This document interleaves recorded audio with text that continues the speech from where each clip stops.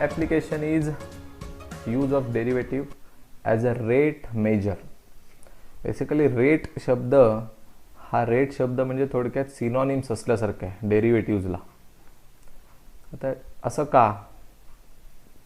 Because rate आपण जेव्हा विचारतो तेव्हा आपण काय म्हणतो की कसे दिले केळी, बरोबर? तर तो सांगतो 50 रुपये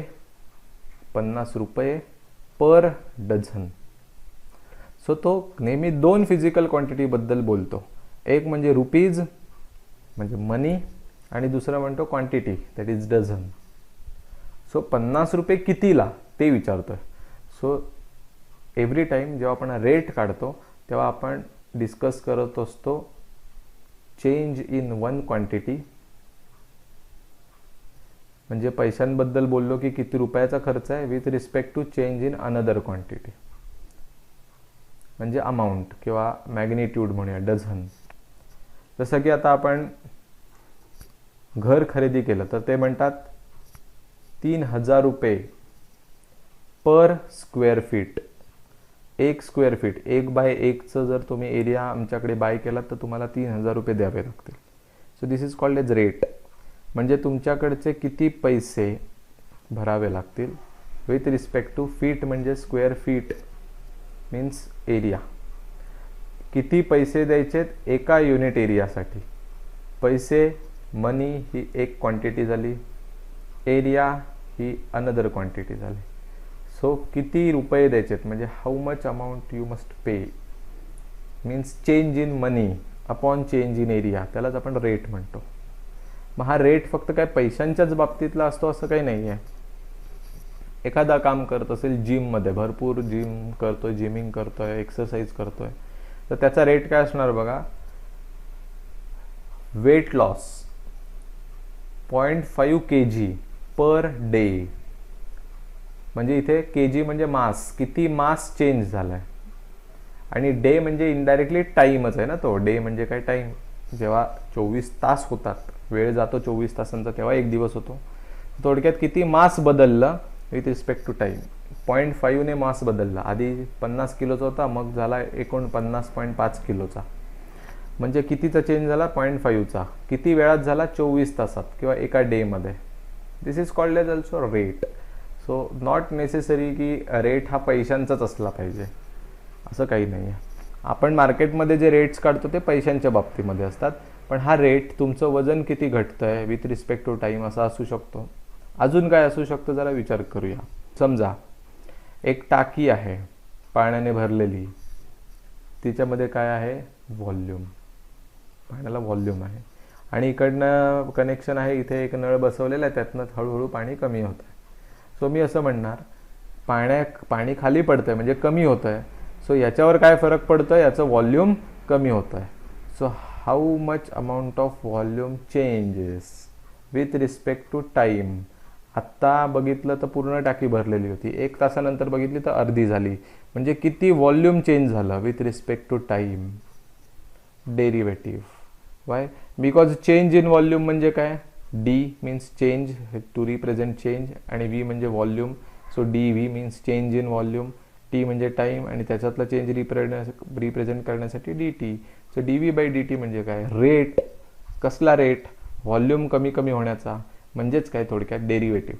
सो रेट शब्द आला ना, indirectly you are talking about derivative. मग असं आणखीन काय काय बदलू शकतं. सो व्हॉल्यूमवरचे प्रॉब्लेम तुम्हाला असणार, टाईमवरचे प्रॉब्लेम, मासवरचे प्रॉब्लेम, एरियावरचे प्रॉब्लेम तुम्हाला असू शकतात. मग आता असे कितीतरी आपण काढू शकतो, म्हणून आपण थोडं सॅग्रिगेट करू. आता सध्या आपण काम करू वेलॉसिटी, ॲक्सेलरेशन अँड जर्कवर. ते डिस्प्लेसमेंट वर्ड नाही आहे बघा. सो डिस्प्लेसमेंट वर्ड का नाही येतात ते लक्षात येईल. डिस्प्लेसमेंट, डिस्टन्स हे काय आहे ते तुम्हाला माहितीच आहे की एका पॉईंटपासून दुसऱ्या पॉईंटला आपण गेलो की either we have travelled distance or displacement. Distance आणि डिस्प्लेसमेंट नॉट नेसेसरी की ते सेमच असायला पाहिजेत. मोशन इन स्ट्रेट लाईनमध्ये ते सेम असतात, ते पण बॉडी जर एका पॉईंटपासून दुसऱ्या पॉईंटपर्यंत सरळ गेली असेल तर. We represent this by X letter, आणि त्याचं युनिट असतं मीटर. आता मी काय केलं, आत्ता मी गाडी सुरू केली आणि सुरुवात केली. आत्ता मी माझ्या पॉईंटला किती डिस्टन्स ट्रॅव्हल केले 0, आणि जसं एक एक पाऊल पुढे पुढे जाईन, एक एक मीटर किलोमीटर पुढे जात जाईन माझं डिस्टन्स चेंज व्हायला लागलं. आधी 1 पाऊल, मग 2 पावलं, मग अर्धा मीटर, मग 1 मीटर, 1 किलोमीटर, 2 किलोमीटर, हळूहळू डिस्टन्स चेंज होतं आहे. So we are changing distance, change in displacement. आणि हे डिस्प्लेसमेंट चेंज करण्यासाठी काय लागतं आपल्याला? वेळ लागतो. So change in time. जसं की आपण एका गावावरनं दुसऱ्या गावाला जात असू, 9 वाजता निघालो, 10 वाजता जाऊन पोचलो, तर आपण टाईम पण घालवलेला आहे 1 तास, म्हणजे टाईम पण चेंज झाला आहे आणि आपली जागा पण बदलली आहे, डिस्प्लेसमेंट पण झालं आहे. सो हे जेव्हा आपण कॅल्क्युलेट करतो तेव्हा आपल्याला लक्षात येतं की आपल्याला काय मिळालं आहे? व्हेलॉसिटी. त्याला आपण व्ही लेटर वापरतो. मग चेंज इन व्हेलॉसिटीला आपण dx म्हणू शकतो, चेंज इन टाईमला आपण dt म्हणू शकतो. सो इथे काय काढलं बघा आपण? dx बाय dt म्हणजेच काय? डेरिव्हेटिव्ह ऑफ कोणाचं? एक्सचं विथ रिस्पेक्ट टू काय? टी. खाली जो असतो तो टी. आणि dx बाय dt आपण कितीतरी वेळा काढलाय. मग एक्स म्हणजे तेव्हा साधं व्हेरिएबल होतं, अक्षर होतं. आता हे एक्स म्हणजे समजा जर डिस्प्लेसमेंट म्हणून वापरत असू आपण, so change in displacement upon change in time म्हणजे व्हेलॉसिटी फाइंड करताय. सो जेव्हा तुम्ही डिस्प्लेसमेंटचं काय करता? डेरिव्हेटिव्ह घेता टाईमने, तेव्हा तुम्ही इनडायरेक्टली काय काढत असता? व्हेलॉसिटी काढत असता. आता पुढे असंच जर व्हेलॉसिटी बदलत गेली, चेंज इन व्हेलॉसिटी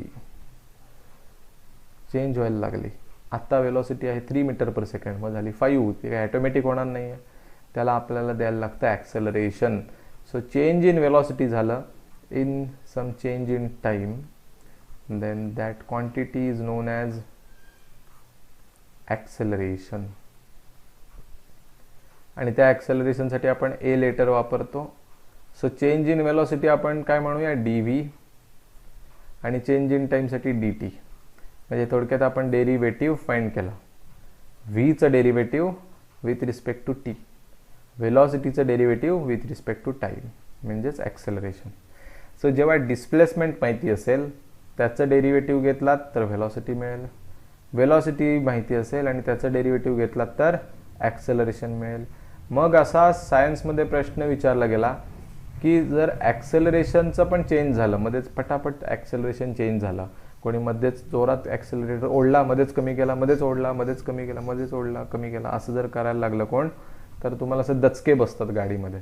गाडीच्या ड्रायव्हरने कशी चालवायची? ॲक्सेलरेटर असा स्मूथली प्रेस करायचा आहे किंवा स्मूथली रिलीज करायचा आहे. त्यामुळे हळूहळू ते ॲक्सेलरेशन चेंज होतं. टाईम स्पॅन वाढवल्यामुळे आपल्याला लक्षात येत नाही. पण तो असं मध्येच जोरात दाबतोय, मध्येच सोडतोय, मध्येच ब्रेक दाबतोय, सोडतोय, दाबतोय, सोडतोय, इकडे वळवतोय, इकडे तिकडे करतोय. तर त्या केसमध्ये आपल्याला जरा दचके मिळतात, आपण इकडे तिकडे गाडीमध्ये शेक झाल्यासारखं होतो, तर त्याला आपण जर्क म्हणतात. So if acceleration changes, change in acceleration with respect to change in time, तर त्याला म्हटलं जातं जर्क. ठीक आहे, खतम. सो आपल्याला एक जर्नी कळाली. डिस्प्लेसमेंट का डेरिवेटिव लो, वेलोसिटी मिलेगा, वेलोसिटी का डेरिवेटिव लो, ॲक्सेलरेशन मिलेगा, ॲक्सेलरेशनचा डेरिवेटिव घेतलं jerk.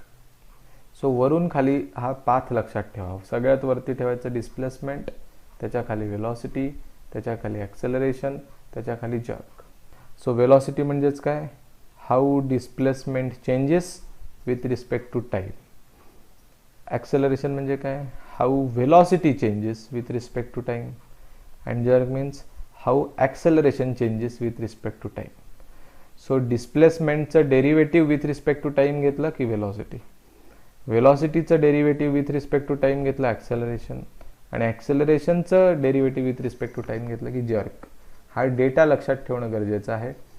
Now the first problem on this application, velocity, acceleration and jerk, is a car is moving in such a way that the distance it covers is given by some equation. So distance चं equation दिलंय, distance of a car is given by.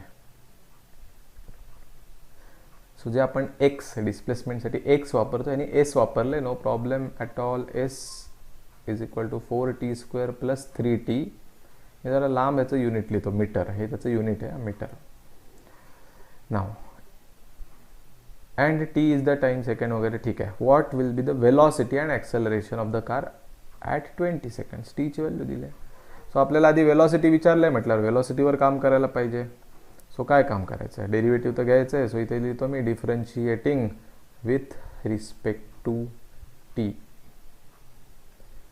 मग दोन्ही साईडला derivative घेऊया. D by D T of S is equal to D by D T of this 4t² plus 3t.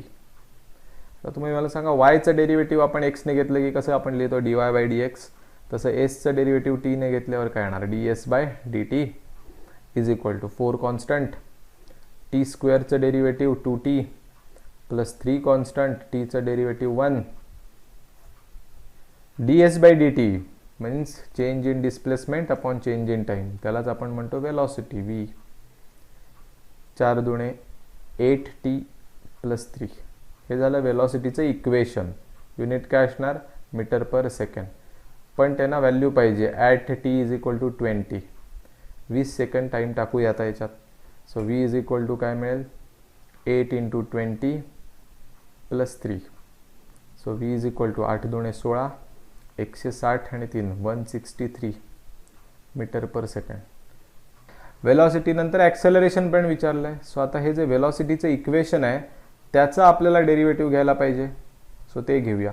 याला आपण मुद्दामून इथे इक्वेशन नंबर 1 म्हणू, इक्वेशन नंबर 2 म्हणू. नाव differentiating equation number 2 with respect to T. कारण जर मी 2चं घेतलं वेलॉसिटीचं डेरिव्हेटिव्ह घेतलं तरच ॲक्सेलरेशनला पोहोचू शकतो. सो दोन्ही साईडला डेरिव्हेटिव्ह घेतो. D by D T of V is equal to D by D T of 8t plus 3. Therefore T व्हीचं डेरिव्हेटिव्ह येणार D V by D T is equal to 8 constant टीचं डेरिव्हेटिव्ह 1 प्लस 3चं derivative 0 number आहे तो. आता change in velocity upon change in time. V म्हणजे नुसतं V letter नाही आहे, हे व्ही म्हणजे वेलॉसिटी आहे. Change in velocity upon change in time म्हणजेच ॲक्सेलरेशन ए किती आलं 8. युनिट काय मीटर पर सेकंड स्क्वेअर. आता याच्यात टाईम 20 टाकायचा आहे, पण कुठे टाकायचा, टाईम टाकायला काय नाहीच आहे. So we got answers after 20 seconds the velocity will be 163 meter per second and acceleration will be 8 meter per second square. So units लिहिणं गरजेचं आहे. आता हा मला प्रॉब्लेम सांगा, डेरिव्हेटिव्ह घेण्याशिवाय दुसरं काही मॅथ्समधलं आहे का? काहीच नाही, सगळं फिजिक्स.